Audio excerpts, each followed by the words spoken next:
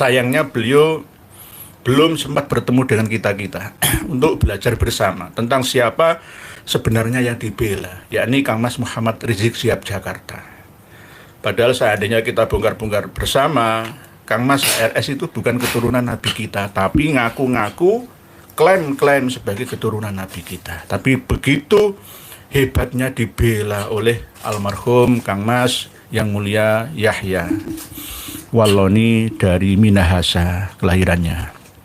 Ini sangat kami sayangkan bersama. Tidak hanya itu saja, beliau sempat mengancam penggal kepala kepada Kiai Maduddin Usman, dan ada videonya, dan ada video-video yang lainnya ya yang menyerang kita-kita.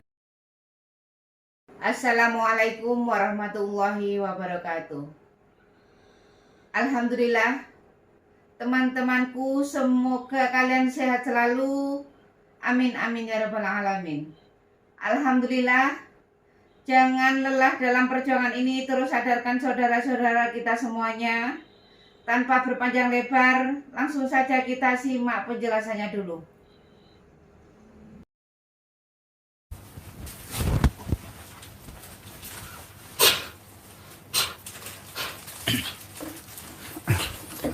Assalamualaikum warahmatullahi wabarakatuh. Waalaikumsalam warahmatullahi wabarakatuh. Bismillah, alhamdulillah, ala ni'amillah, wassalatu wassalamu ala rasulillah Sayyidina Muhammad ibn Abdillah wa ala alihi wa sahbihi wa man tabi'ahum ila yaumil qiyamah. Qala Allah Ta'ala fi kitabil karim, a'udzu billahi minasy syaithanir rajim, bismillahirrahmanirrahim, inna a'tainakal kautsar fasholli li rabbika wanhar, inna syani'aka huwal abtar. Amma ba'd. Allahu akbar, Allahu akbar, Allahu akbar, la ilaha illallah, Allahu akbar, Allahu akbar, walillahil hamd.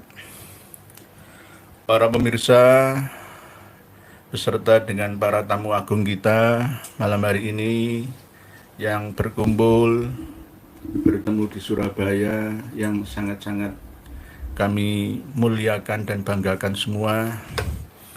Alhamdulillah, secara tanpa sengaja kami kedatangan tamu-tamu agung dari berbagai macam kota, di antaranya beliau Kanjeng Raden Aryo Tumenggung Fakih Wiradiningrat. Tidak hanya beliau saja, tetapi tamu-tamu agung kami yang luar biasa yang tidak kami shot, tidak kami tampilkan di kamera.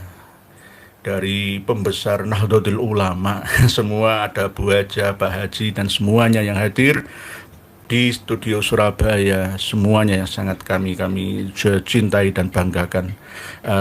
Di antaranya para pemirsa, selamat Hari Raya Idul Adha 1446 Hijriah.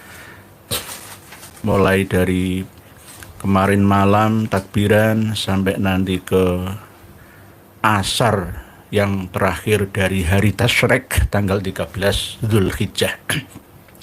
Kita sebelum berbicara panjang dan lebar dengan beliau KRAT Fakih, terlebih dahulu kami ucapkan bela sungkawa, ucapan duka dan doa kami panjatkan kepada Allah Ta'ala yang telah memanggil hambanya yang mulia, yakni Kang Mas Yahya Walloni, mantan pendeta, tapi menjadi seorang ulama yang siang tadi pas berada di mimbar ceramah khutbah Jum'ah di Makassar menghadap Allah Ta'ala dalam keadaan husnul khotimah.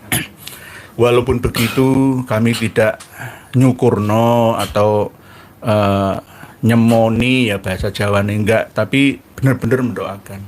Cuma ada yang disayangkan, kami juga menampilkan di bawah video kita ini nanti prinsip beliau yang kurang hati-hati dengan mengata-ngatai perjuangan Kiai Maduddin Usman, KRAT Fakih, Tubagus Nur Fadil, Raden Haji Oma Irama, Romo Kiai Joko Samad, Romo Kiai Raden Syarif Rahmat, dan lain sebagainya, sebagai perjuangan yang sia-sia.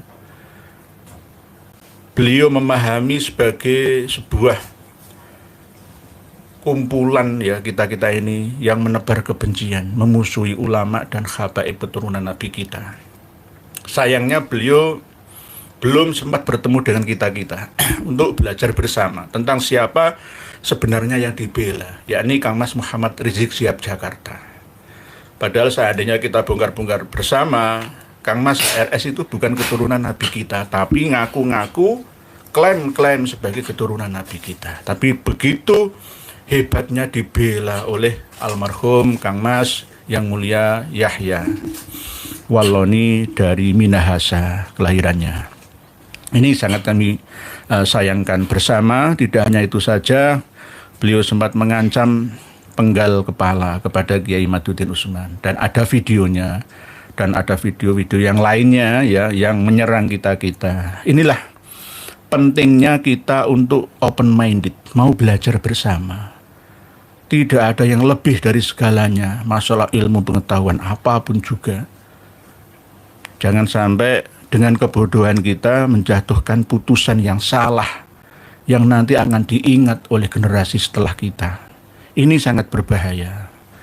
Sebelum kita bincang-bincang panjang lebar dengan beliau KRAT Fakih, mohon KRAT Fakih untuk menyapa para pemirsa dan pendengar semua. Monggo. Baik, terima kasih.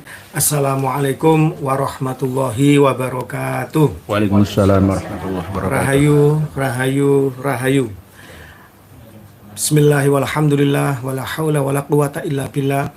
Wassalatu wassalamu ala Rasulillah Sayyidina Muhammad ibni Abdillah wa ala alihi wa sahbihi wa man wala. Allahumma sholli ala nuril anwar wa sirril asrar wa tiryaqil aghyar wa miftahi babil yasar Sayyidina Muhammadinil Mukhtar wa alihil adhar wa ashabil akhyar adada ni'amillahi wa ifdali. Amma ba'du. Para pemirsa dari channel Kanjeng Raden Tumenggung Nur Ihya Adi Negoro, saya sangat mengapresiasi channel YouTube ini sebagai salah satu channel YouTube, mungkin salah satu yang terbaik, karena selalu memberikan suatu pencerahan, suatu kajian, suatu analisis yang tidak hanya asal njeplak, tidak ada caci maki. Semua dilakukan dengan santun, dengan beradab, dengan tenang, dengan menjawani, istilahnya begitu, karena memang beliau juga seorang Kanjeng Raden Tumenggung ya. Jadi mencerminkan bagaimana nilai-nilai tradisi budaya bangsa selalu beliau pegang teguh. Dengan segudang kitab, segudang referensi, ilmu dan sebagainya, beliau kemarin telah menyentakkan ilmu pengetahuan dan dogmatis kita tentang siapa itu Nabi Adam. Nabi Adam berdasarkan DNA itu muncul sekitar 235.000 tahun yang silam. Jadi dari seluruh manusia yang ada sekarang di tes DNA berasal dari kromosom Y yang sama. Satu kromosom Y yang sama artinya satu pria yang sama, yang dalam bahasa Qur'ani atau teologis dinamakan Adam. Demikian juga kita juga berasal dari satu perempuan yang sama, yang dalam bahasa teologis dinamakan sebagai Hawa. Di sini posisi kitab suci mendapatkan peran penting dan pembenarannya. Ketika kemudian sains sekian ribu tahun kemudian, sekian abad kemudian menunjukkan bahwa apa yang disampaikan dalam firman Tuhan itu benar adanya. Demikian juga ketika zaman dahulu orang itu sekitar abad pertengahan, para sarjana Islam di Utsmani itu juga bertanya-tanya, kenapa Quran kok selalu membahas ya Bani Israel, ya Bani Israel, ya Bani Israel. Di zaman itu orang-orang yang mengklaim dirinya sebagai Bani Israel itu posisinya tidak penting sama sekali. Di antara perang salib mereka itu bagaikan semut di antara dua gajah yang perang. Demikian juga ketika menjelaskan tentang mumi, Fir'aun dan keluarganya yang nanti yang katanya diawetkan dan akan menjadi pelajaran di sampai akhir zaman. Ternyata kemudian terbukti di awal-awal abad 20 bagaimana kemudian Perang Dunia 1, 2, kemudian munculnya kekuatan ekonomi underground, keluarga Rothschild dan sebagainya. Ternyata ya Bani Israel itu menemukan eksistensinya sebagai sebuah entitas jahat. Kemudian munculnya gerakan Zionis dan lain sebagainya yang berusaha untuk mengangkangi kota suci tiga agama. Dan hingga sekarang orang-orang Yahudi Bani Hazar yang bukan keturunan Israel tapi mengaku Bani Israel, yang mengaku orang Yahudi, begitu jahatnya dipertontonkan tiap hari bagaimana mengebom orang-orang yang tidak berdosa, membunuh perempuan, membunuh anak-anak, dan ini merupakan suatu kejahatan kemanusiaan, tragedi yang seolah PBB pun juga tidak bisa berbuat apa-apa. Negara-negara Liga Arab juga tidak bisa berbuat apa-apa. Dan negara-negara Muslim yang jauh dari Timur Tengah juga yang Arab saja juga tidak bisa berbuat apa-apa, apalagi yang negara Muslim yang jauh seperti Indonesia paling hanya memberikan suara-suara kemanusiaan gitu. Sebenarnya juga dari kalangan orang-orang Kristiani yang tahu bagaimana rasisnya mereka di Palestina. Kenapa saya angkat ini? Karena ini musim haji, musim di mana seluruh kaum muslimin kemarin berjumpa dalam satu tempat yang sangat bersejarah, yaitu Padang Arafah sebagai inti dari haji.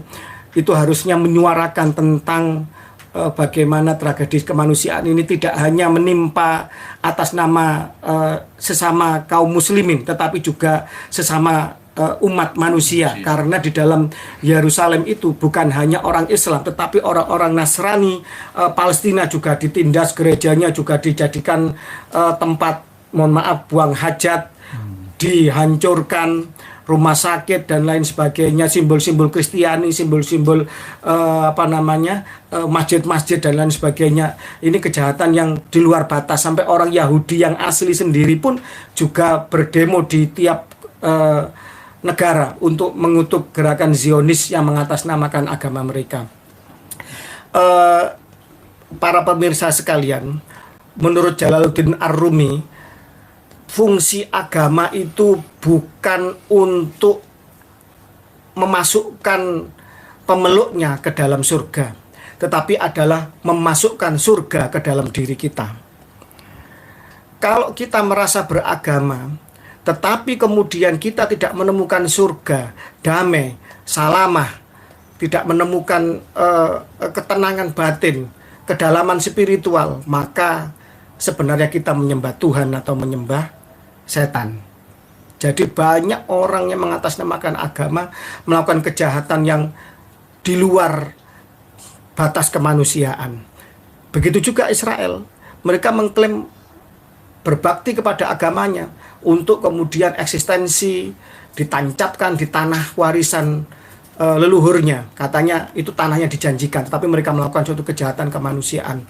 Ini pun tak ada bedanya ketika orang naik haji hanya demi untuk mencium Hajar Aswad, dia rela, mohon maaf Kanjeng, mohon maaf, kadang juga melecehkan perempuan, kadang juga sikut sana sikut sini, trombol sana, trombol sini, hantam sana, hantam sini, hanya untuk bisa mencium Hajar Aswad.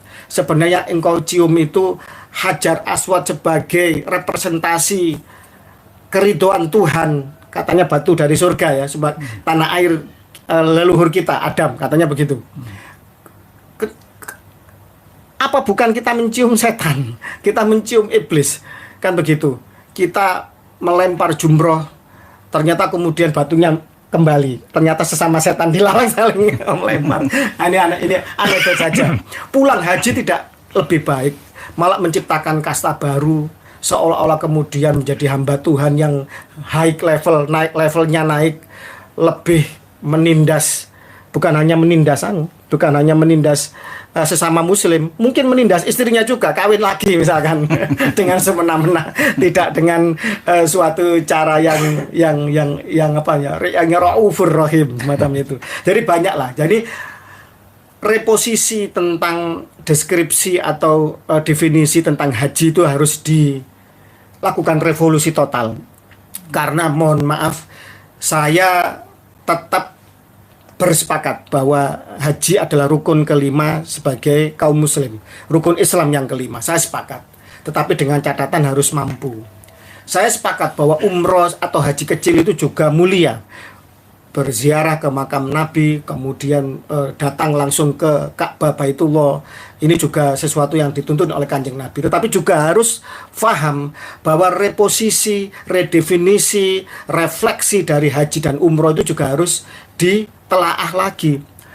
Berapa banyak orang yang mengorbankan hartanya, jual mobil, jual tanah, hutang sana sini, atau mungkin tiap tahun untuk dianggap keren dia umroh.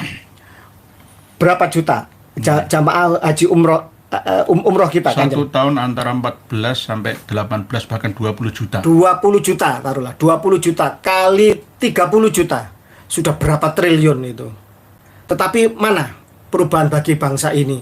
Tetap masih banyak ketimpangan, anak terlantar, masih banyak orang-orang yang istilahnya itu menderita, menjerit, kena pinjol, kena rentenir, untuk makan susah. Seandainya itu digunakan untuk menggerakkan ekonomi yang berbasis keumatan, berbasis kerakyatan, alangkah luar biasanya potensi umat itu. Nah, ini juga harus kita telaah lagi. Bagaimana agama kemudian menjadi suatu kapitalisasi yang sangat menguntungkan. Dengan suatu fatwa, maka orang akan rela untuk melepaskan uangnya, untuk kemudian dengan ringannya mungkin untuk melepaskan anak gadisnya untuk seorang Habib yang ngaku cucu Nabi. Ini kan konteksnya sama sebenarnya. Perbudakan atau pembodohan, kapitalisasi agama dengan melakukan pembodohan spiritual. Sama sebenarnya. Kan begitu. Haji cukup sekali bagi yang mampu. Kalau misalkan daftar tunggunya lama, ya umroh saja. Itu pun cukup sekali. Jangan tiap tahun umroh tapi tetangganya kelaparan, tetangganya kemudian dibiarkan menderita. Fakta itu kan, saya punya teman jamaah, ya saudara juga itu haji berkali-kali. Saya tanya, kenapa Anda haji berkali-kali tapi kok masih kikir ya dengan harta Anda? Oh, dosa saya masih banyak, Ustadz. Jawabannya begitu ya. Lah iya, dosa jenengan masih banyak. Harusnya jenengan sodako, infak, bermanfaat untuk umat. Enggak, saya harus haji terus. Berapapun saya bayar haji plus ataupun saya bayar, seperti saya bisa haji. Minimal saya bisa umroh setiap tahun. Masya Allah. Tapi kikirnya enggak waras-waras. Iya. Seolah ini kan mengkerdilkan Tuhan. Seolah Gusti Allah itu hanya ada di Mekah. Seolah Kanjeng Nabi nurnya itu hanya ada di Madinah. Padahal Gusti Allah itu semua alam semesta dalam genggamannya. Padahal Nur Muhammad ini adalah sebab penciptaan seluruh alam semesta. Sampai dikatakan dalam sebuah hadis qudsi, Rasulullah bersumpah atas nama atas nama Allah yang jiwaku dalam genggamannya. Ruhku tidak akan kembali kepada jasadku sebelum aku membalas salamnya orang-orang yang beruruk salam atau bersolawat salam kepadaku. Sampai seperti itu. Artinya apa? Entitas yang suci, entitas yang mulia ini jangan dikerdilkan untuk kemudian seolah-olah kalau kita tidak haji, tidak umroh, tidak abdol, istighfar kita tidak diterima. Bukan itu. Lah ini yang harus kita kritisi bersama. Terus mohon maaf, ini Ki Kanjeng, saya juga boleh sebagai rakyat Indonesia mengkritisi sistem haji kita. Ya, harus wajib. Indonesia ini negara muslim terbesar di dunia. Kuota terbesar haji juga dari Indonesia. Tetapi ketika kemudian menghadapi tantangan ini, penduduk semakin banyak. Waktu haji ditentukan jelas. Asyhurul maklumat itu. Kemudian tempatnya ritual haji juga tidak bertambah luas. Ya di situ-situ aja. Artinya ketika kemudian orang yang daftar tunggu haji ini semakin lama semakin panjang, ini juga menjadi suatu keniscayaan. Ketika kemudian dulu haji itu daftar tunggunya 10-15 tahun, sekarang sudah 30-40 tahun. Bahkan Malaysia, negara tetangga kita, itu 140 tahun. Kanjeng, daftar hajinya. Cuma luar biasanya begini, ketika seseorang menabung haji itu sampai batasan 10.000 ringgit, sekitar 40 juta, dia berhenti. Di situ kemudian negara memberikan dividen atau keuntungan yang itu cukup, Kanjeng.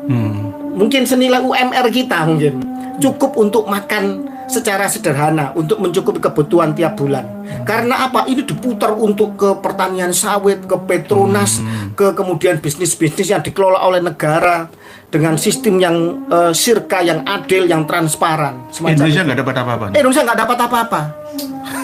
Coba 50 tahun seandainya, 40 tahun lah. 40 tahun ini. Dapat apa. Misalkan kuotanya berapa? 25 atau 30 juta ya. Kali 40 tahun nggak dapat apa-apa. Ya Allah ya Rabbi. Ini kemana ini? Kemana ini? Ini harus ada pembahasan serius ini. Ini masalah keuangan umat ini. Dan ini bisa untuk menggerakkan banyak hal.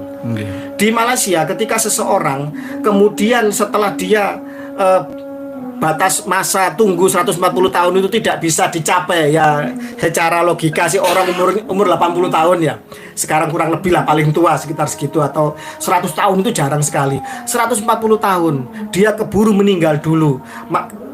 Maka negara Malaysia memberikan fatwa orang itu telah layak untuk mendapatkan gelar haji atau mendapatkan fadilah yang tidak terkurangi sedikit pun dari haji. Tahun ini Kanjeng, ini miris sekali. Visa Furoda di stop oleh pemerintah Saudi.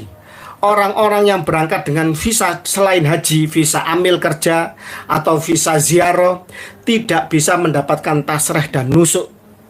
Tidak bisa masuk Mekah. Tidak bisa masuk Saudi, di imigrasi sudah dicegat. Kapal penerbangan juga jarang yang berani nekat untuk mengangkut karena ada GACA, Otoritas Aviation atau Penerbangan Saudi, memberikan warning bahwa selama musim haji semua penerbangan dilarang mengangkut penumpang yang tidak membawa visa haji.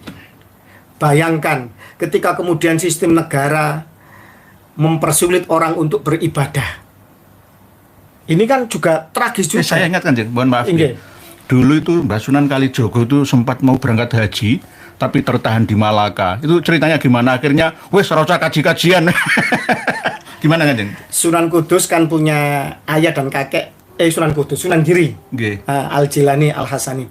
Kan leluhurnya kan dari Malaka sebelum hijrah ke Tanah Jawa. Itu juga menjadi gurunya Sunan Kalijogo.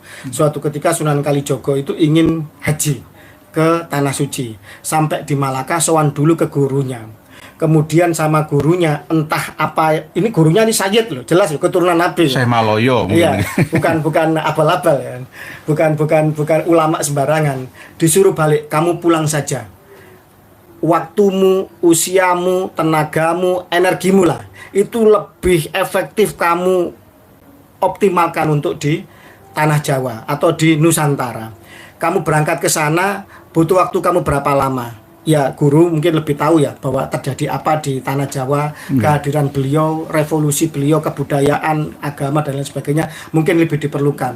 Tetapi yang menjadi suatu catatan bahwa ternyata untuk suatu hal yang lebih membawa kemaslahatan, urgensi bagi keumatan, itu sebenarnya ibadah-ibadah ritual pribadi itu harus dikesampingkan, kalah sama hal-hal yang bersifat sosial. Betapa banyak orang yang, mohon maaf, yang sholat berjamaah di masjid-masjid megah, di Istiqlal misalkan. Tapi betapa banyak pula, nun sewu, koruptor yang juga menghiasi sholat-sholat di masjid-masjid yang megah. Betapa banyak, mohon maaf, sekarang umroh atau haji menjadi tren. Orang yang, nun sewu, ingin mencuci dosanya, entah itu mohon maaf ya, pesohor, selebriti, atau mungkin koruptor, pejabat dan lain sebagainya. Wallahu a'lam, saya tidak punya kapasitas untuk memvonis orang. Dengan haji atau umroh merasa juga dosanya itu terkurangi. Lah ini kan suatu pembodohan, suatu manipulasi kepada ajaran agama, kepada sebuah ritual. Lah dalam fungsi inilah kemudian Sunan Kalijogo memberi contoh bahwa apabila dirimu lebih utama untuk melaksanakan ibadah-ibadah kemaslahatan keumatan, maka lebih baik ibadah-ibadah ritual pribadi itu ditangguhkan. Karena apa? Dawuh gurunya, Gusti Allah itu tidak hanya ada di Mekah, tidak hanya ada di Ka'bah Baitullah. Gusti Allah itu ada di seluruh alam semesta, di seluruh penjuru arah seluruh semesta. Ada di dalam diri kita. Menghadirkan Gusti Allah di dalam sanubari kita jauh lebih utama daripada kemudian kita ritual ibadah, pulangnya kita bukan tambah baik. Setelah ibadah itu kita menjadi sombong, menjadi orang yang pamer, yang riak, yang menindas. Lebih utama menjadi orang yang istilahnya itu punya kesalahan sosial. Jadi kesalahan pribadi ditransformasikan, ditunjukkan, direfleksikan dalam kesalahan sosial. Banyak orang yang nun sewu, sholatnya, ibadahnya, semuanya pembunuh. Imam Ali misalkan, siapa namanya, Ibnu Muljam, orang yang ahli hafal Quran, hafal hadis, ahli ibadah, ahli puasa, ahli sholat malam. Tetapi apa? Atas nama agama dia membunuh seorang yang dijamin masuk surga, sepupu Nabi, saudara angkat Nabi, anak angkat Nabi, menantu Nabi, yang melahirkan keturunan Nabi, yaitu Khalifah keempat Sayyidina Ali bin Abi Thalib. Jadi bukan ukuran ritual atau ibadah-ibadah pribadi itu, tetapi katanya Tolstoy, seorang filsuf dari Rusia, jangan kau ceritakan tentang agamamu karena penting, tetapi tunjukkanlah bagaimana kamu memperlakukan orang, bagaimana agamamu itu dalam perbuatanmu, itu yang lebih utama. Nggih, Kanjeng. Kalau ada kecelakaan di jalan raya itu gak usah ditolong, tanya dulu agamamu apa. Kalau Islam tak tolong, kalau nggak Islam, biar mati. Masa gitu kan? Lah, bukan seperti ini Kanjeng. Bukan. Tadi saya luar biasa. Seorang Kiai Nur Ikhya dan seluruh barisan pejuang Nusantara, pelurus tentang kesucian nasab Nabi, diancam oleh orang-orang yang tidak mau belajar, yang sempit dalam pemahaman, yang tidak mau bertabayun dalam ilmu, diancam dipenggal. Ini saudara saya, ini pernah diancam kalau masuk Jakarta mau dipenggal kepalanya. Sedikit pun tidak ada takut ya, karena seorang pejuang, orang yang cinta sama Allah. Kematian itu adalah hari raya, berjumpa dengan Tuhannya, kan begitu kan? Siap. Harus siap kita sebagai seorang pejuang. Apapun harus kita tempuh itu sebagai konsekuensi resiko perjuangan semacam itu. Tetapi bagaimana akhlak beliau, seorang Ustadz Yahya Waloni yang kemudian pernah mengkritik, bukan hanya mengkritik, mengecam, mencaci, menghujat, tetap didoakan kebaikan. Bagaimana nun sewu Ustadz atau Gus Auzi yang kemarin habis mubahala, nggak lama kemudian akhirnya meninggal tiba-tiba. Itu yang prosesi pemakaman, yang mentahlili, yang menguburkan, itu ya kerabat-kerabat banyak dari PWI, Perjuangan Wali Songo Indonesia. Juga banyak dari Wali Songo. Nggak ada Habibnya sama sekali yang di foto itu yang muncul. Padahal kurang apa membela mati-matiannya. Ayo pribumi Nusantara, kalian ini dibangkitkan, kalian ini diturunkan dari leluhur yang luar biasa hebatnya, memiliki peradaban tinggi, memiliki warisan yang adiluhung. Kalian dikatakan adalah sebagai peletak dasar peradaban dunia. Tidak perlu saya sebutkan bangunan paling megah, bangunan paling tua, peradaban tentang logam, metalurgi dan lain sebagainya, navigasi maritim dari Nusantara. Kenapa kok kalian begitu mudahnya ditipu dengan non sewu hidung mancung, omongannya difaseh-fasehkan padahal belum tentu alim. Itu ketua Rabito Alawiyah itu ditanya makro aja nggak ngerti hukumnya makro itu. Nah, ini ada berita besar kan, Jeng. Saya diprotes sama ya teman-teman ya Kiai Nusantara untuk meluruskan, ya bukan protes-protes yang negatif tapi positif. Mayoritas Habib-Habib ya antaranya PCNU Pasuruan itu berfatwa bahwa menyembelih hewan kurban di halaman masjid itu haram. Terus pokoknya yang berhubungan dengan penggunaan fasilitas air, listrik masjid itu haram semua, haram mutlak. Ini namanya fikih statis, tidak fikih dinamis. Jangan dikasih hukum haram seenaknya. Mengharamkan yang dihalalkan Allah itu jelas dosa besar, atau menghalalkan yang diharamkan oleh Allah. Itu perbuatan orang-orang Yahudi. Sekelas PCNU Kabupaten Pasuruan, sekelas Habib Taufik, Ya sekelas Habib semua. Saya punya video dikirim, buktinya mana buktinya? Oh ternyata haram. Kok saya dhewe mengharamkan? Menurut saya tergantung kondisi, situasi, posisi masjid tersebut.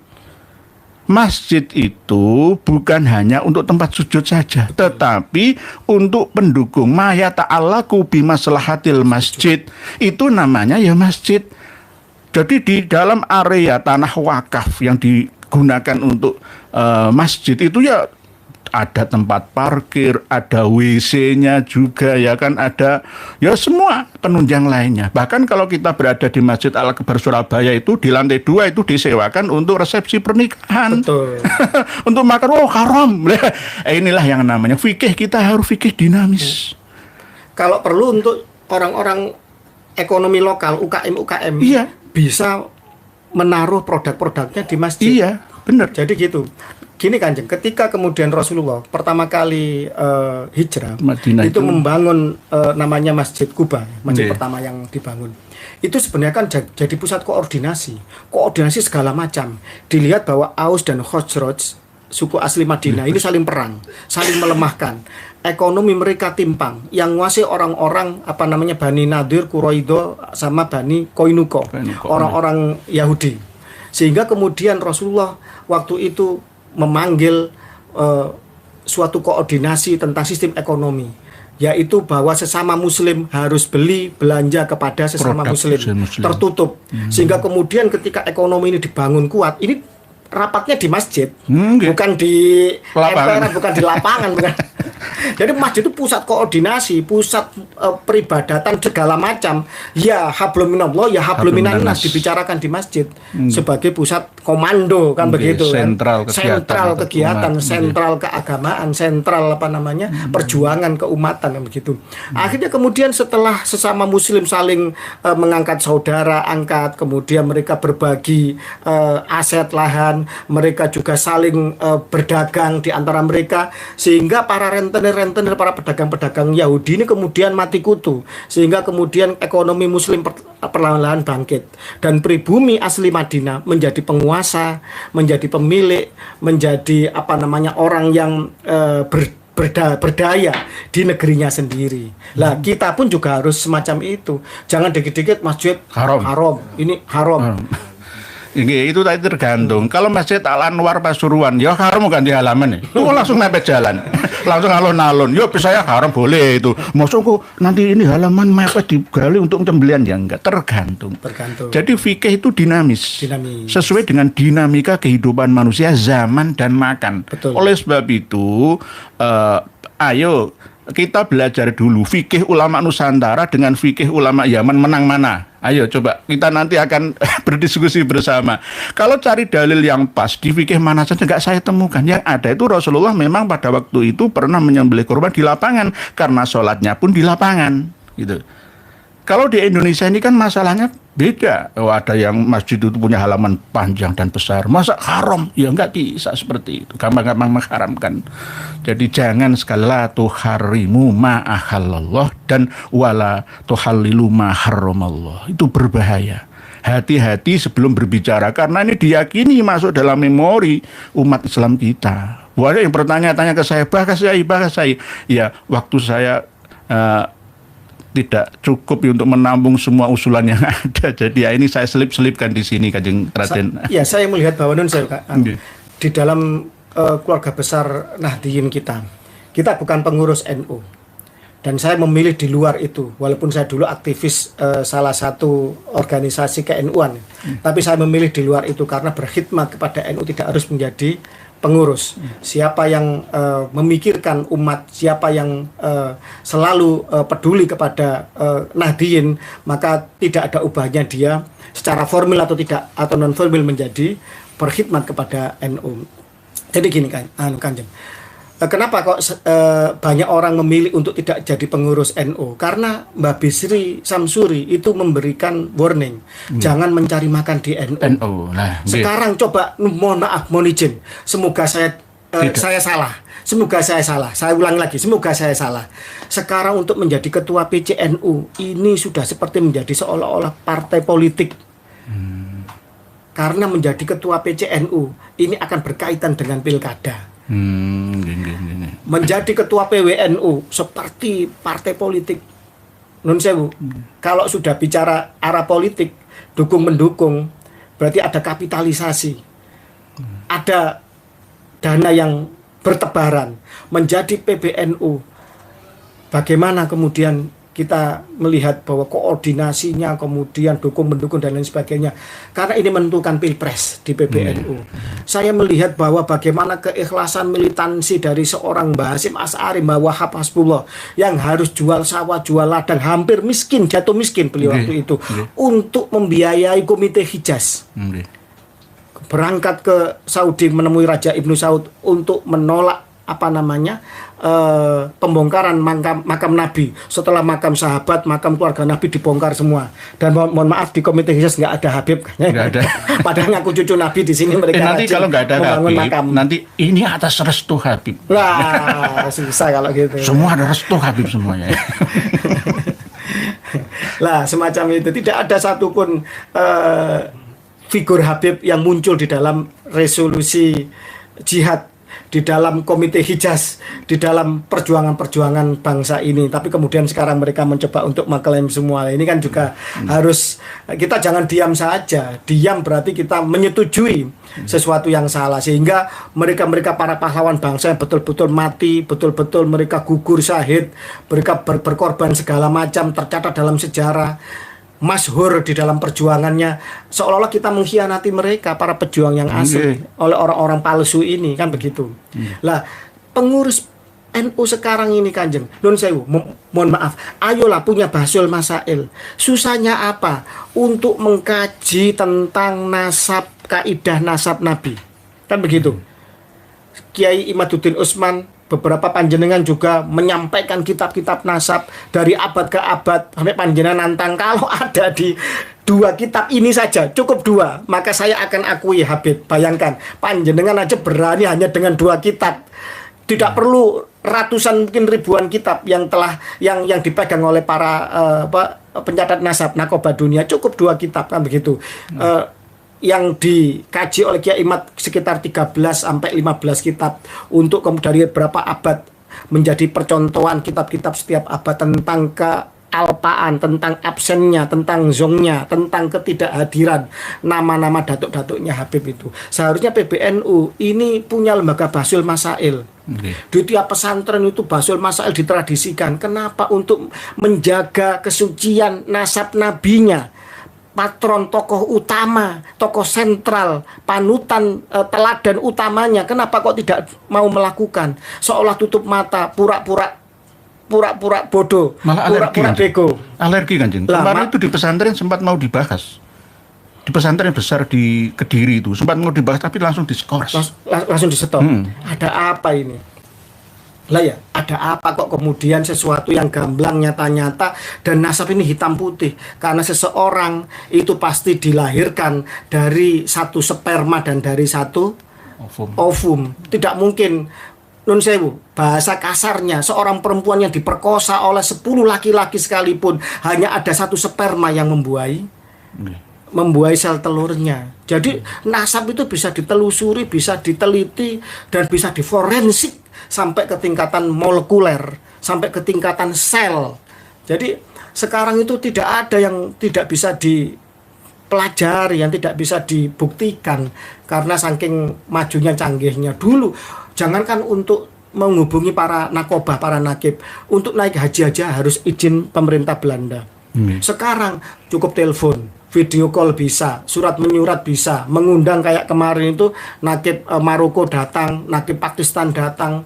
Sekarang bisa bertanya, kita bisa menelusuri leluhur kita dengan telepon juga bisa, video call bisa, transportasi telekomunikasi, pesawat terbang, dengan internet, dengan semua mudah. Mengunduh kitab-kitab juga mudah.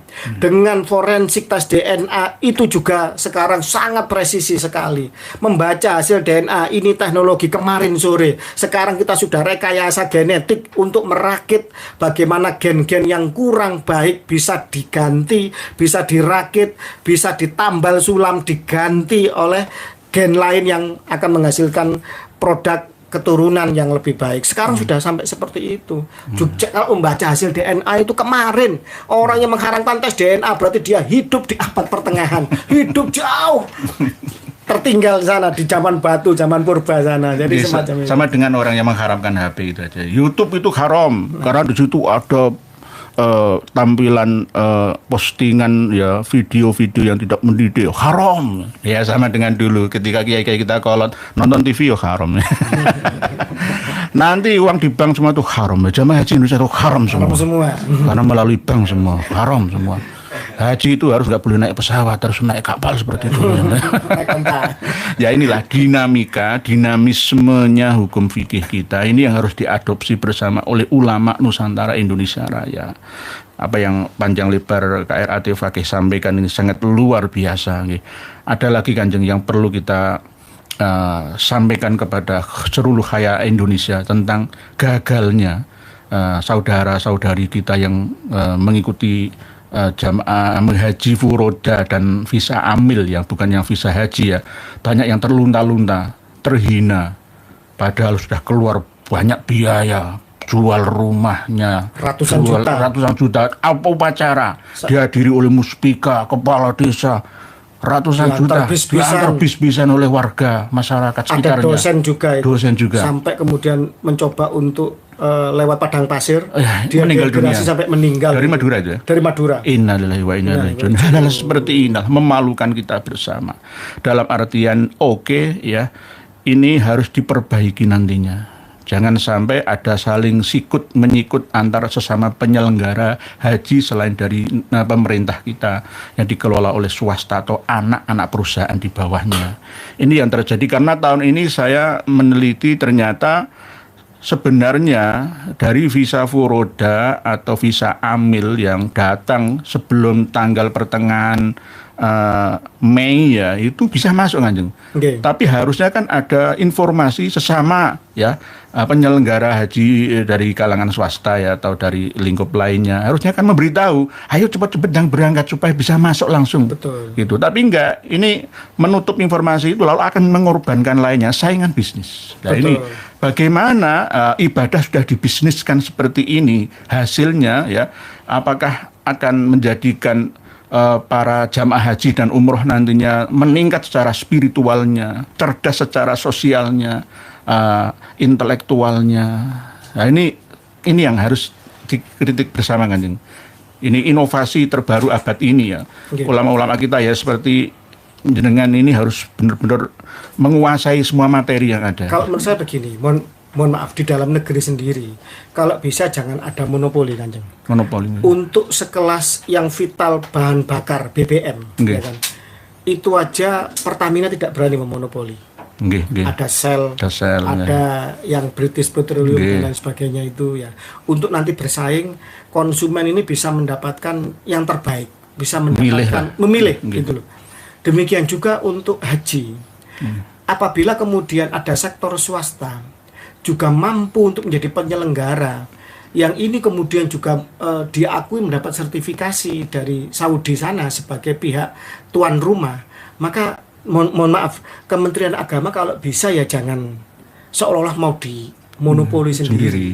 Saya ngomong begini ini khawatir dianggap tidak pro kepada pro kepada pemerintah, bukan. Harus dalam begitu. rangka ayo kita buka selebar-lebarnya, cari solusi yang terbaik, ayo berkompetisi yang baik, yang adil.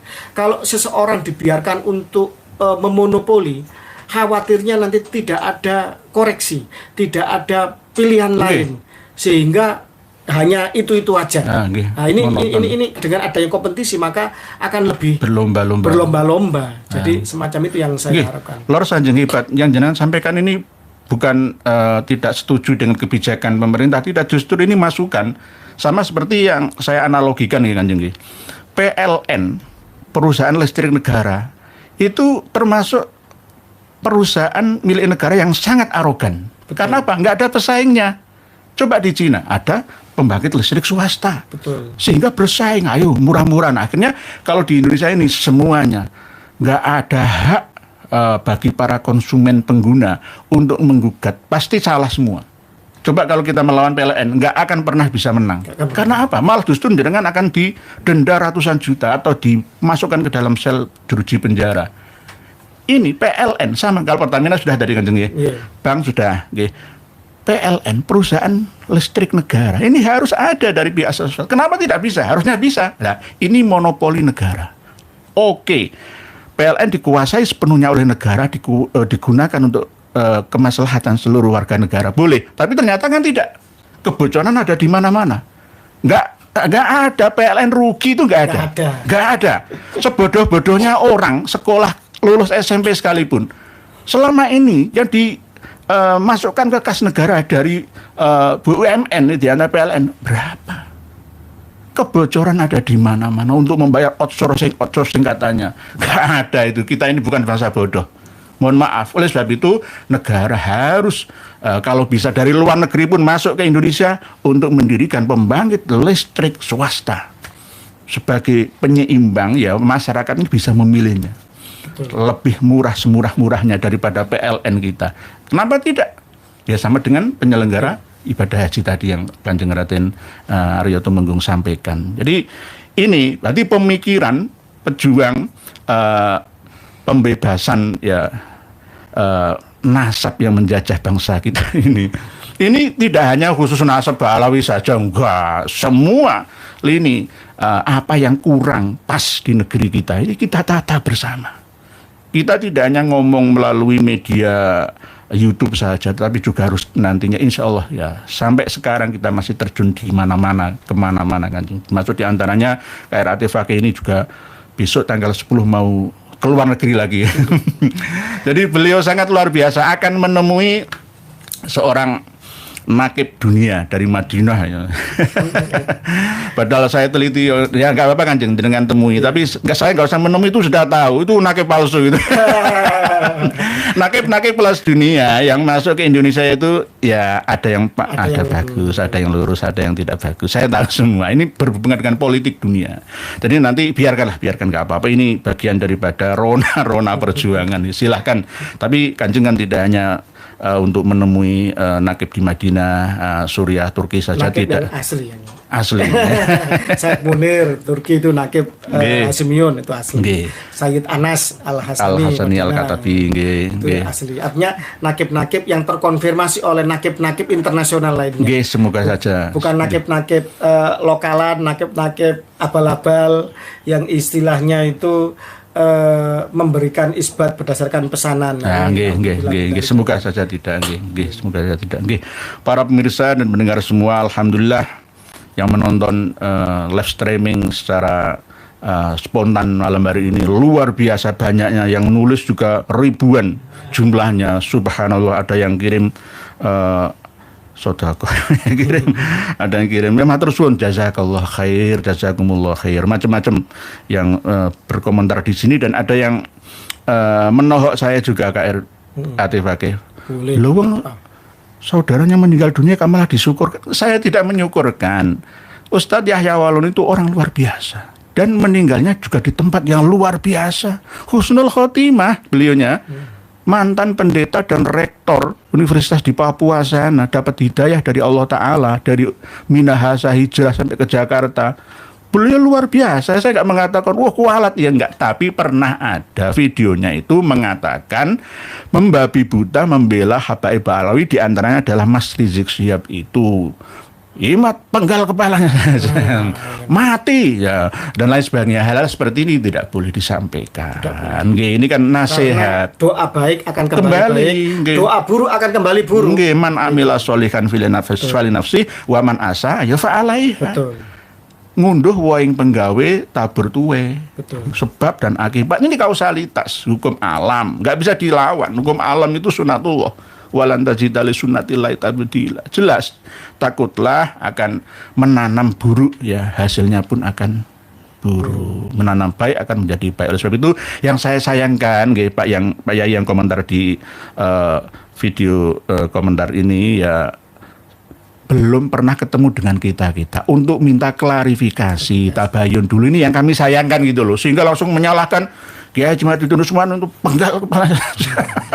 Itu bodoh, itu orang apa itu kurang pengalaman, kurang, wah jangan begitu, jangan meremehkan orang. Sama seperti MUI pusat ya, panggil saya atau jenengan datang ke gubuk saya, tanya dulu, kenapa Kiai berani mengatakan Nabi Adam pada 1 juta itu, oh itu tersesat, itu kelindur. Hey, jangan begitu, kamu nggak belajar dulu Wes dadi kiai nang MUI langsung berhenti ngaji ya itu hasilnya. Akhirnya apa, negeri ini seperti ini, nggak ada perkembangannya, nggak ada kemajuan yang signifikan luar biasa, lompatan dahsyat yang nggak ada, kalah dengan Malaysia dalam hal ekonominya, ketegasannya.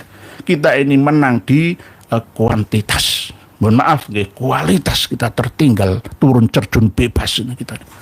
Innalillah naudzubillah tsumma naudzubillah. Jadi bukan kami menyukurkan, kembali kepada tema Ustadz Yahya Waluni itu husnul khotimah fa insyaallah. Cuma kami sayangkan itu tadi, jenengan nanti bisa melihat videonya. Kalau saya menyampaikan tidak berdasarkan fakta data, silakan hujat saya. Nanti akan kami tampilkan. Jenengan bisa kok ketik kok di mesin pencarian YouTube itu kan ya.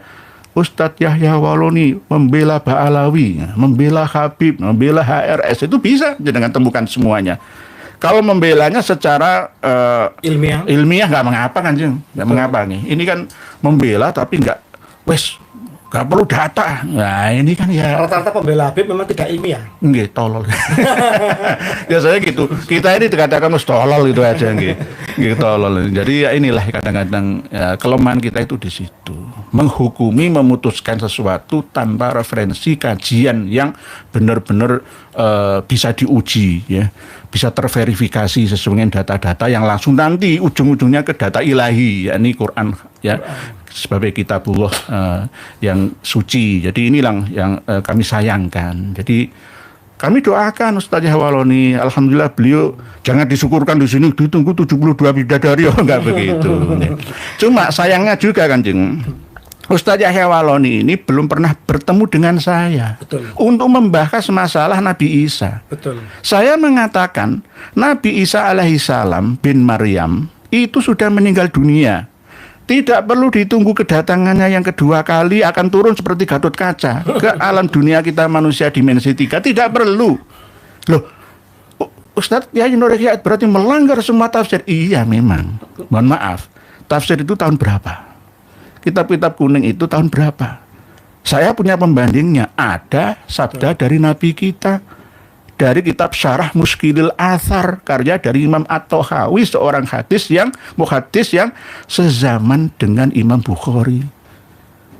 Saya punya hadisnya, sudah saya sampaikan kepada panjenengan semua untuk membanding. Jadi saya tidak ngawur. Jadi Nabi Isa itu yang hidup itu jiwanya.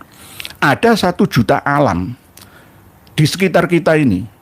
Secara bertingkat-tingkat ya, alamnya hewan, alamnya sejenis manusia alus itu juga ada. Dunia paralel bisa. Itu memang bukan, nanti akan kita bahas secara lugas dan jelas dan mudah dipahami oleh masyarakat luas insya Allah tentang kok ada ini di hutan daerah Blora Jawa Tengah itu kenapa ada bis langsung tanpa bannya itu menapak di aspal langsung masuk ke hutan tanpa ada jalan khusus. Lah ini nanti akan kita terangkan. Itu ilmiah itu loh. Ada dimensi 4, kita ini 3. Dimensi 4, kalau 5 ini barzah. Nah, ini nanti yang biasa kalau dari dimensi barzah 5, 6, 7, 8, 9 tergantung tingkat spiritualnya arwah masing-masing itu. Nah, yang bisa menemui kita itulah orang kadang-kadang memahami Nabi Khidir. Kadang-kadang Kanjeng Nabi. Betul. Kanjeng Nabi duduk di situ Kanjeng. Nah, ini bukan Kanjeng Nabi, itu arwah muqaddasah. Mungkin rohnya leluhurnya Kanjeng yang mendampingi atau malaikat hafadzahnya Kanjeng Raden Arya Tumenggung Fakih. Bisa juga, tapi kadang-kadang kita ini salah memahami karena kedoktrin Habib Ba'alawi yang suka demi Allah Rasulullah duduk di sebelahnya.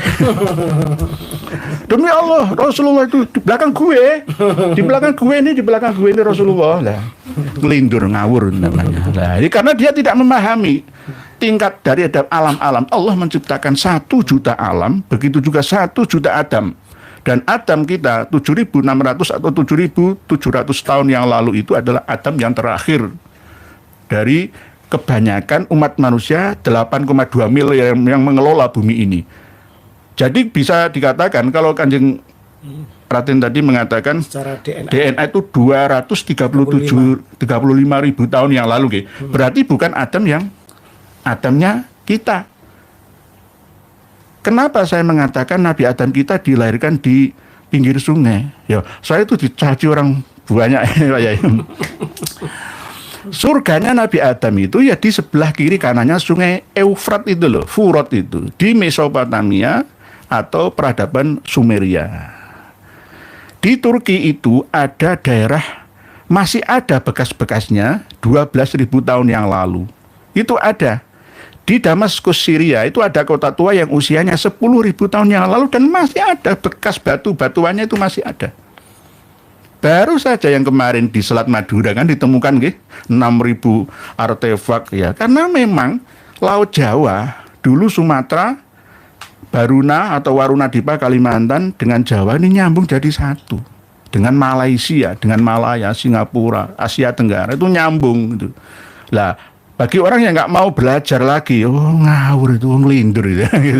Oleh sebab itu belajarlah seumur hidup sampai mati. Itu jangan hanya setelah jadi kiai, jadi guru ngaji. Gini, kalau menurut saya Kanjeng, ini perspektif kan boleh, perspektif boleh. Artinya kata-kata langit 7 lapis, bumi 7 lapis, 7 ini memberikan makna bahwa banyak lapisan. Begitu, itu maksud saya. 7.000 tahun yang lalu ini menunjukkan bahwa di masa silam yang banyak berganti zaman, maksud saya seperti itu. Nah, dalam artian kenapa kok kemudian bahasa-bahasa kata-kata 7 kita menjadi 7 hari, 7 lapis langit bumi, 7 tingkatan neraka, 7 tingkatan surga dan lain sebagainya. Ini menunjukkan tentang banyaknya, bukan nilai numerik pasti menurut saya.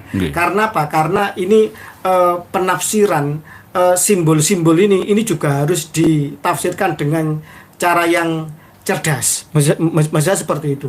Ketika kemudian ilmu DNA sekarang itu menemukan bahwa kromosom Y Adam itu 235.000 tahun yang lalu, kemudian GHIJK haplogrup kromosom Y GHIJK Nuh itu sekitar 48.500 tahun yang lalu, dan diuji dengan geologi pada ketika zaman-zaman itu terjadi banjir bandang, perputaran kutub bumi, gletser mencair dan lain sebagainya, itu sangat logis. Maka kemudian mari kita mentelaah hal yang bersifat teks ini dengan konteks, ayat-ayat qauliyah dengan ayat kauniyah, kalam ulama dengan hasil saintifik.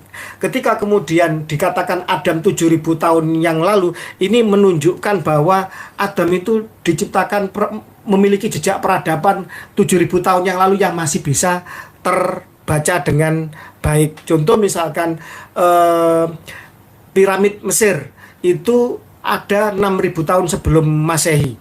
Piramid Mesir itu tidak jauh-jauh dari Nabi ke-6 Musa, zaman Ramses, tapi itu Fir'aun dinasti-dinasti akhir. Artinya bahwa Adam 7.000 tahun yang lalu menurut saya adalah Adam simbolis. Adam simbolis. Perkara kemudian ada yang meyakini Adam 7.000 tahun yang lalu itu adalah Adam yang faktual, ya boleh-boleh saja. Namanya juga istilahnya kita mencoba untuk merunut sejarah peradaban kita, boleh-boleh saja. Kemudian seperti misalkan Bung Fadlizon Menteri Kebudayaan mengatakan leluhur peradaban Nusantara itu ratusan ribu tahun yang lalu, monggo. Asisi Channel mengatakan kenapa harus ratusan ribu tahun yang lalu. Misalkan peradaban Nusantara dimulai pada abad ke-5 Masehi juga tidak kalah kerennya, monggo. Ini sesuatu hal yang tidak saklek, masih harus dikaji dengan cara yang baik. Tetapi untuk urusan nasab Nabi ini sangat mudah dibuktikan. Karena Nabi baru 1.400 tahun yang lalu keturunan Nabi, orang-orang Arab haplogrupnya apa, ya. kemudian keturunan Nabi yang sudah tes DNA itu haplogrupnya apa, kodenya apa. Lah ini ada orang aku cucu Nabi Jawa melenceng Arab saja bukan. Nah, untuk bilang mendalik. Semacam itu. Nggih, para yai, para penyanyi nggih yang hadir di studio ini. Beliau ini yang pertama kali menggaungkan Habaib itu Yahudi ya. Karena memang benar sesuai dengan data, referensi nggih, bukan ngawur tangkap. Iya, betul. Beliau bisa mencerita beliau secara keilmuan ya bisa menerangkan secara genetik ya bahwa memang apa yang Allah berikan pengetahuan ini diantaranya ya keturunan Nabi Adam ya seperti ini asli kan. Asmaul musammayat yang Allah masukkan ke dalam memori Nabi Adam wa dzurriyyatihi ya seperti ini. Jadi kalau kita menolak DNA, kiai-kiai, itu apa, itu ilmu apa itu. Berarti bukan homo sapien nanti. Kiai yang menolak DNA, misalkan dia punya anak 5 dites DNA. Yang 4 itu mirip dengan dirinya, yang 1 ternyata nggak sama dengan dirinya. Kira-kira kiai ini bisa tidur dengan nyenyak nggak kira-kira? Nggak bisa. Kan mesti stres. Kok gak podo mbek aku? Lain sopo. Nah, kalau dia tolak DNA ya husnudon aja. Walaupun mukanya nggak sama, tabiatnya nggak sama, DNA-nya nggak sama, ya udah aku ya anakku, ya sudah selesai. Kan kalau gitu. Kembali kepada orang bodoh itu nggak perlu tanya nasab. Wes husnudon saja. Nah ini berbahaya nih di dalam dunia. Inilah memori kita ini saat ini abad ini dituntut untuk semakin berkembang. CC otak kita pun berkembang, upgrade, tidak hanya update. Jadi update itu roh jiwa, tapi kalau fisik otak, kemampuan daya tampung memori kita itu upgrade. Semakin kita mengasah kemampuan pemikiran ya, keilmuan kita, maka semakin bertambah ya, besar kapasitas ya hard disk yang kita gunakan dalam memori otak dan nurani hati kita.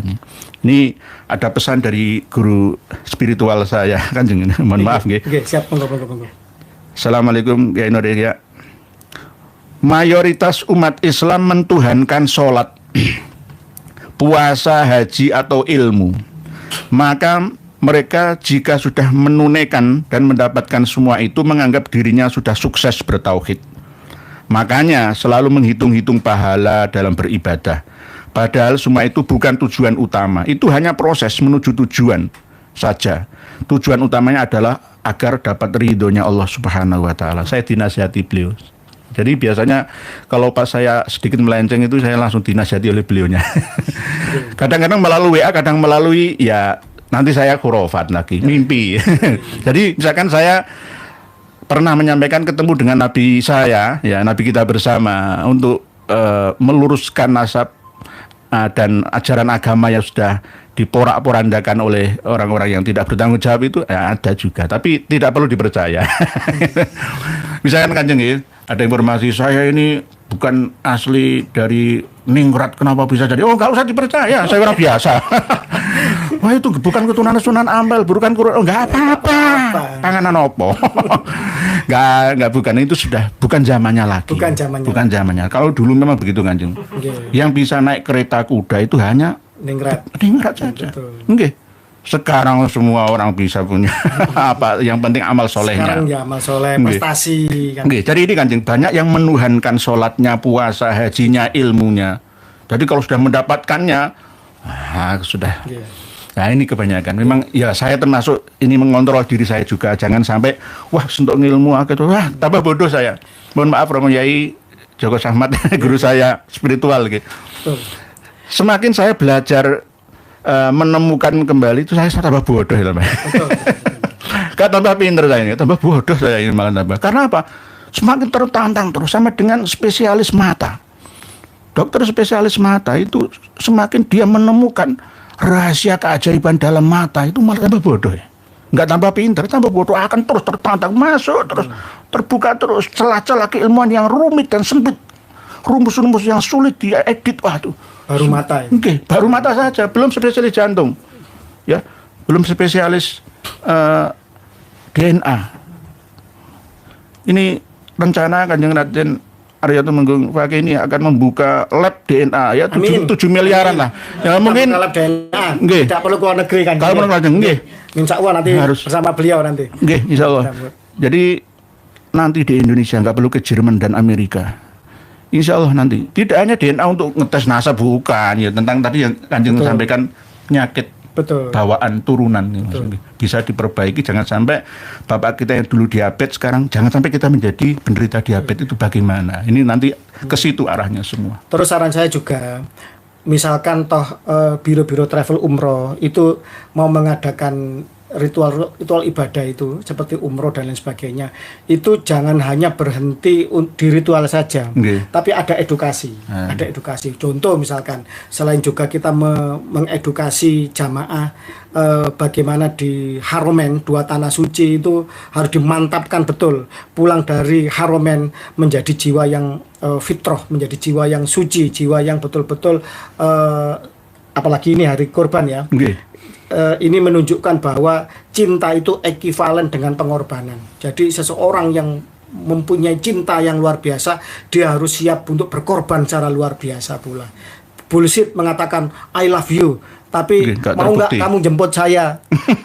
Tapi hujan-hujan nanti, wah oga kalau hujan. Nah ini berarti kan belum mau berkorban. Berarti cintanya I love you-nya masih harus dilakukan. Palsu. Cinta palsu. Jadi seorang pecinta pasti dia adalah seorang yang pejuang yang penuh dengan pengorbanan. Itu yang pertama. Yang kedua, misalkan gini, umroh, habis dari umroh itu karena Wali Songo itu keturunan dari Syekh Abdul Qadir Jailani atau Al-Musawi Al-Husaini yang ada di Irak. Ya habis umroh ziarahnya ke Syekh Abdul Qadir, jangan ke Tarim. Ada apa Tarim itu? Peradaban, tidak ada peradaban Islam dibangun berabad-abad dari Tarim, tidak ada. Tidak meninggalkan jejak peradaban yang intelek sama sekali. Ke Baghdad ya, ke Syekh Abdul Qadir Jailani, ke Sayyid Musa Al-Kadhim. Kemudian kalau kepingin tahu bahwa Habib itu bener nggak keturunan Sayyid Ahmad bin Isa yang katanya hijrah ke Yaman itu, jadi ziarah saja ke Najaf. Nanti izin ke Nakib Irak Al-Husaini. Nah ini bisa kita tembusi nanti. Untuk kemudian dengan juru kunci diantar ke makam Sayyid Ahmad bin Isa Al-Abbah An-Nafat yang asli, yang diklaim sebagai datuknya Ba'alawi, yang tidak pernah hijrah ke Hadramut. Ini kalau dilakukan ini, wah ini edukatif begitu. Jadi pembuktiannya langsung. Dan begitu, jangan ini makamnya Ahmad bin Isa ditemukan abad sekian berdasarkan mimpi ada sorot cahaya. Wah ini orang percaya gitu loh. Saya heran kok bisa percaya gitu loh. Nggak percaya dengan cinta tapi cinta palsu. Ini yang menjangkiti seluruh saudara saya yang di Indonesia. Di antaranya adalah misalkan sholawat, ayo sholawat, cinta Rasul. Ngapusi ajarannya Kanjeng Nabi ora dituruti kok. Itu hanya lesan saja. Sholawat, ayo sholawat. Bener, bagus, sholawat itu bagus. Saya mencintai Rasul. Mahabbah Rasulillah itu benar dan wajib menurut saya. Wajib.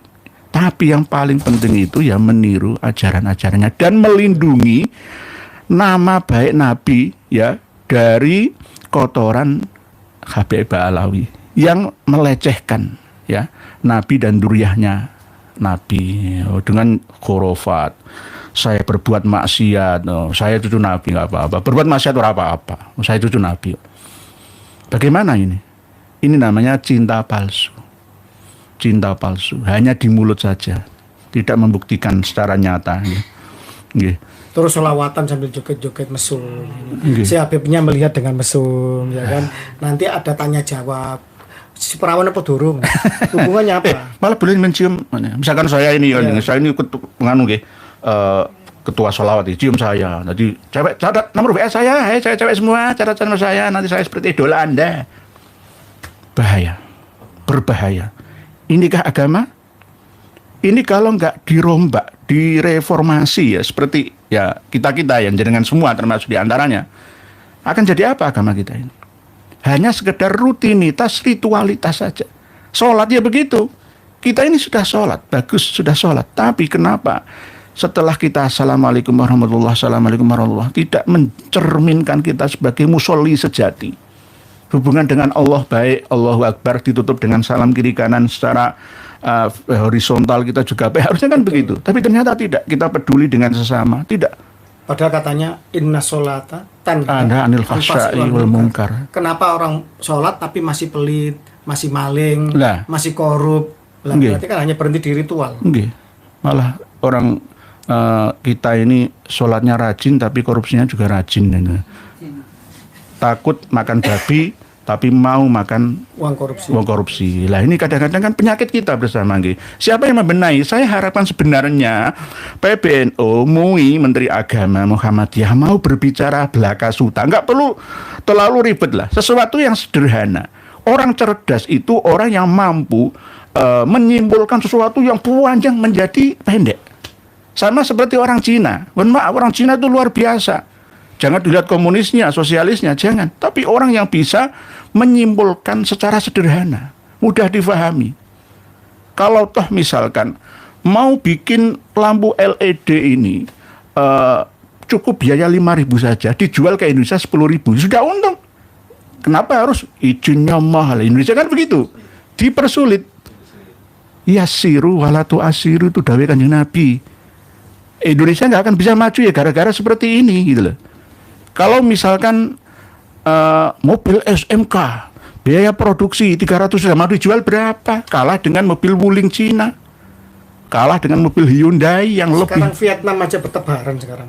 Mobil masuk Vietnam, Indonesia yang listrik itu. Iya, listrik itu. Nah, kita ini kalah aja, masa Sama kita kalah sama Vietnam? Bayangkan. Vietnam itu merdeka baru tahun 77 yang gegeran perang Poranda itu. Vietnam itu.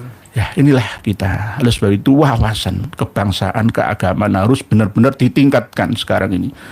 Resonansinya, resolusinya, ya bahkan dimensinya, ya resonansinya, semuanya harus kita tingkatkan bersama. Turut serta dalam mengamalkan ajaran Undang-Undang Dasar 45. Turut serta alinea 4 pembukaan Undang-Undang Dasar 45. Turut serta mencerdaskan kehidupan bangsa secara sederhana dan mudah dipahami oleh semua lapisan yang ada. Oleh sebab itu saya sering menyampaikan dengan bahasa desa sajalah, nggak terlalu narik-narik. Bahasa itu intelek ya, ala isinya kosong zong. Sama saja.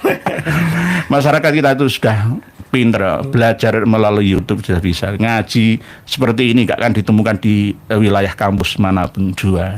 Jadi begini, yang dapat kami sampaikan ya. Di antaranya sesuai dengan tema malam hari ini, yaitu tentang Ustadz Yahya Waloni. Kami turut berduka cita yang mendalam, sedalam-dalamnya. Bukan hanya lisan saja, saya mencintai beliaunya. Insya Allah masuk surga, nggak usah ditunggu 72 bidadari. 72 bidadari itu bukan hitungan pas, tapi hitungan banyak. Sampaikan, Betul.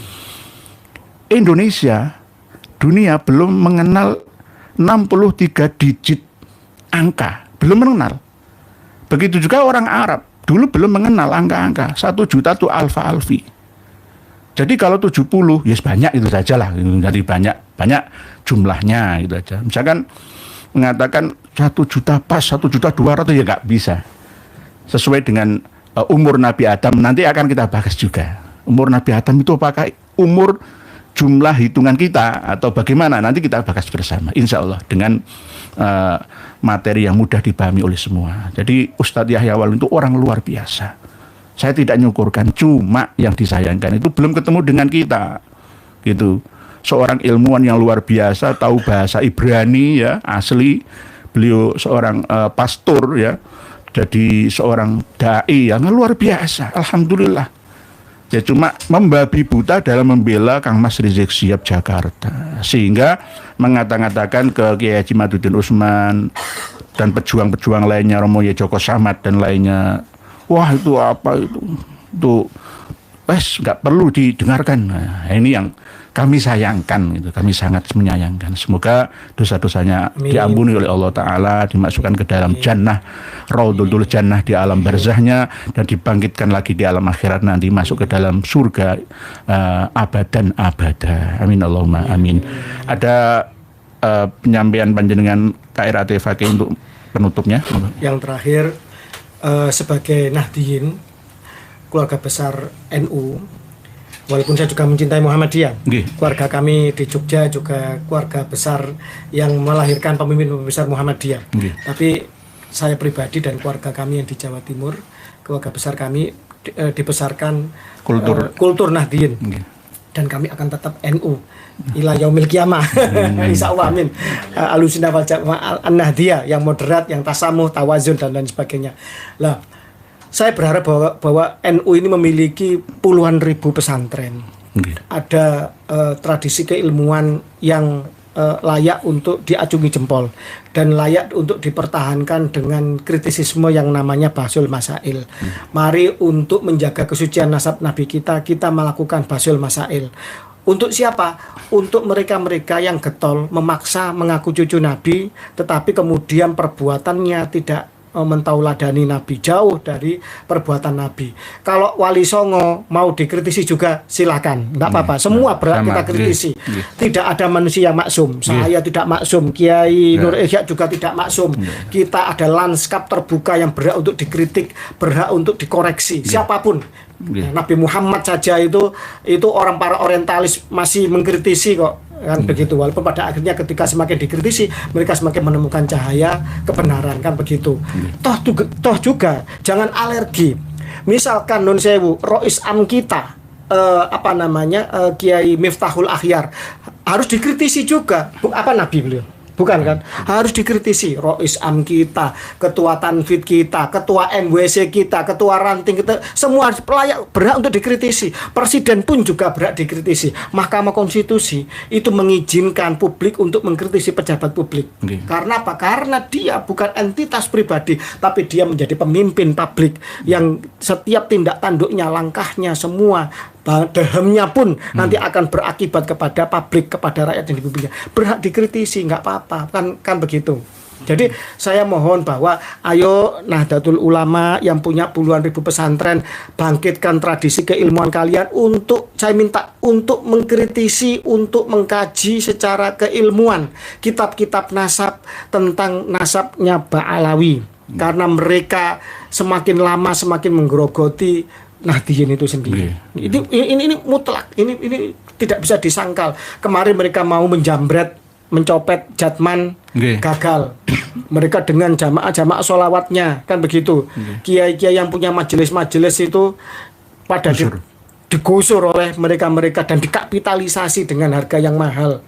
Kemudian belum lagi orang-orang NU yang agak-agak radikal diseret masuk ke FPI. Ini menggerus Nahdliyin, disadari atau tidak. Nanti kalau ini dibiarkan, kiai-kiai pada kehilangan santrinya karena kiainya dituding bukan cucu Nabi tapi harus lebih berbakti kepada Habib. Ada sebuah pondok pesantren di Pasuruan. Ini alumni santrinya sangat takdim kepada Habib yang dia hanya mengajar kitab-kitab remeh.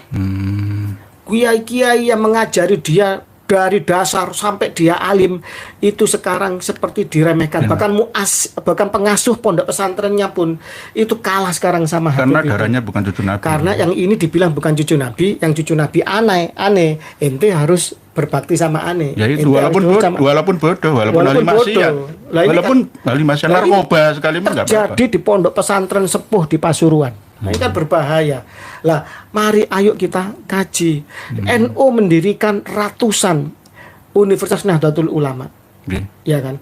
Di situ diajari tentang kripto, diajari tentang ilmu biologi dan lain sebagainya. Ayo kita kaji secara ilmu biologi, secara genetik. Betul nggak mereka ini cucu Nabi? Diadakan studi genetik tentang keturunan Nabi. Mohon maaf Kanjeng. Setelah era Gus Dur saya melihat kok semakin lama semakin mengalami degradasi ya. Kita ini butuh pembaharu yang bisa seperti Gus Dur, yang out of the box, yang melampaui zamannya, yang membawa umat yang jumud, umat yang terbelakang, umat yang kolot, yang katanya feodal, yang katanya tradisionalis untuk diajak laju ke depan. Ini setelah Gus Dur saya melihat kok waduh ini semakin lama stagnan. Mari ribut ngurusi politik dinasti. Jadi begitu banyak orang yang mohon izin saya tidak menyebut nama nunut urip, ikut NU nunut urip, bahkan nun sewu nipu umat NU-nya. Harusnya kan mencerdaskan umat, harusnya kebangkitan ulama, kebangkitan umat. Kok semacam seperti itu. Dulu Gus Dur, bagaimana Gus Dur sudah waspada, sudah kritik sudah alarmnya sudah berbunyi memberi peringatan pada negara bahwa FPI itu organisasi bajingan. Terbukti kan, mereka mendukung ISIS, mereka dakwah dengan pentungan, mencaci maki, selalu mengajak untuk makar, untuk menghina pemimpin Jokowi menjadi Jokodok, dan semuanya tidak ada yang lepas dari caci maki mereka, kan begitu. Tapi mohon maaf saya tidak menyebut nama. Ada salah satu petinggi PBNU, jejak digitalnya mengatakan bahwa negara diuntungkan dengan adanya FPI. Saya nggak nyebut nama ya. Silahkan dicari jejak digitalnya. Kiai NU, judulnya negara diuntungkan adanya FPI. Nanti keluar siapa namanya. Saya kan begitu. juga tahu kan gitu. Kita tahu ya. Nah, kok kontras Gus Dur seperti itu, sekarang petinggi NU-nya seperti itu. Loh, apa NU ini kesusupan? Apa NU ini kebocoran? Sehingga ada orang-orang yang ideologinya kurang jejak, kurang lurus lah. Kurang lurus, bisa menjadi pimpinan di dalam Nahdlatul Ulama. Akhirnya apa? Untuk mengkritisi hal yang remeh seperti nasab Habib saja, ini husnudzon lah. Kemudian mengeluarkan kata-kata menyerang lah, kemudian menuduh organisasi yang jelas-jelas seperti PWI, Laskar Sabilillah, jelas kok di situ tujuannya permusuhan itu untuk mendukung marwah kiai-kiai pribumi Nusantara, termasuk juga Terah Wali Songo, jelas kan semacam itu. Ini dituduh untuk menyebarkan permusuhan dan lain sebagainya. Lah kok aneh, kenapa kok tidak mengkritisi FPI Reborn? Kenapa tidak mengkritisi NU garis lurus?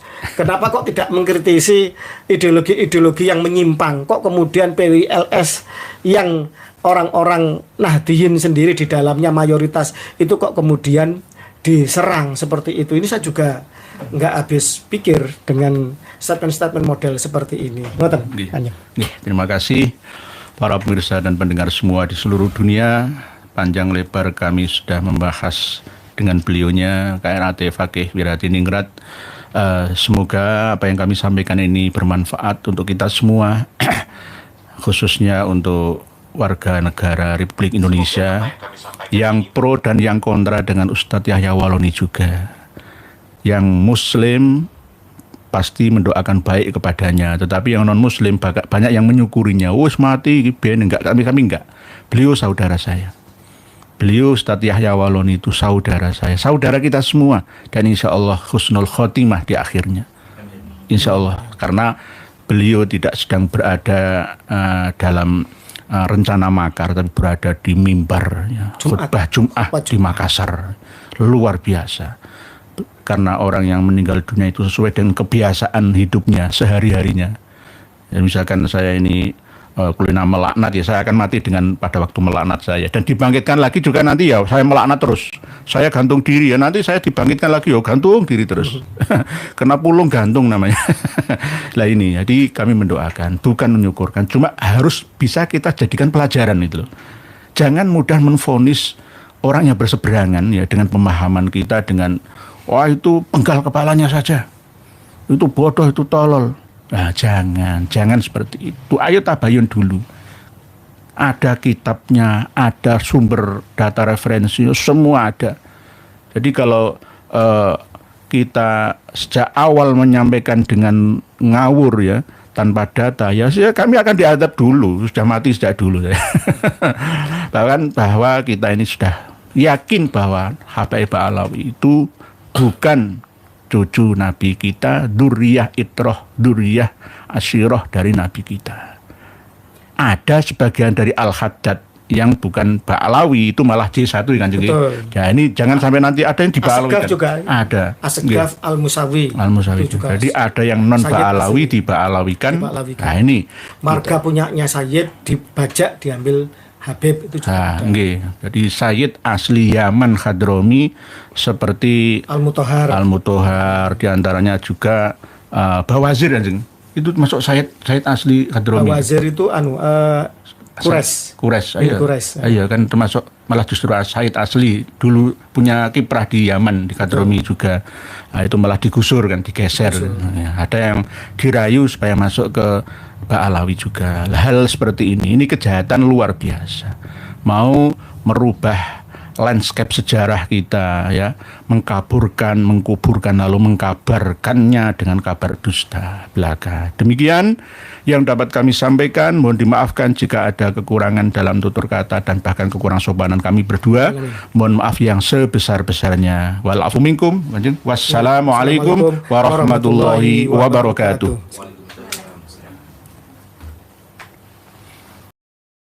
Alhamdulillah, semoga bertambah sadar para pengikut mereka habaib. Sudah saatnya kita pribumi bangkit lawan semua doktrin mereka habaib. Wahai saudaraku, secara ilmu, sejarah dan nasab sudah terbukti Ubaidillah terputus 650 tahun bahkan bisa lebih. Dan secara ilmu filologi juga tidak nyambung mereka habaib, apalagi dengan ilmu pasti, yaitu ilmu YDNA. Jelas mereka anak cucu Yahudi. Terus apalagi yang bikin saudara-saudara bingung? Kan sudah jelas semuanya. Dan coba kita lihat jejak digital ceramah mereka habaib.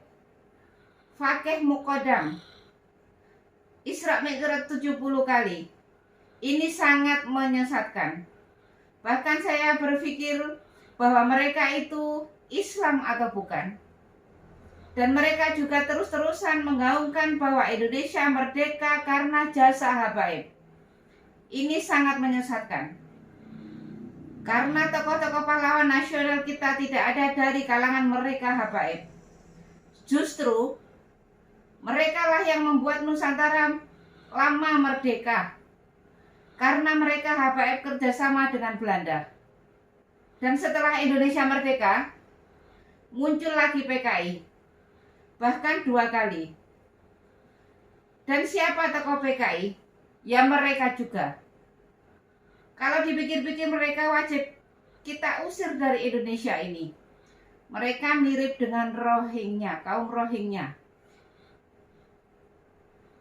Dan masih banyak lagi rekam jejak hitam mereka habaib di Indonesia ini. Dari sini bisa dipahami kan? Tetap semangat terus, semoga saudaraku sehat selalu dan dimudahkan rezekinya. Amin amin ya rabbal alamin. Sampai jumpa di video selanjutnya. Akhir kata, wassalamualaikum warahmatullahi wabarakatuh.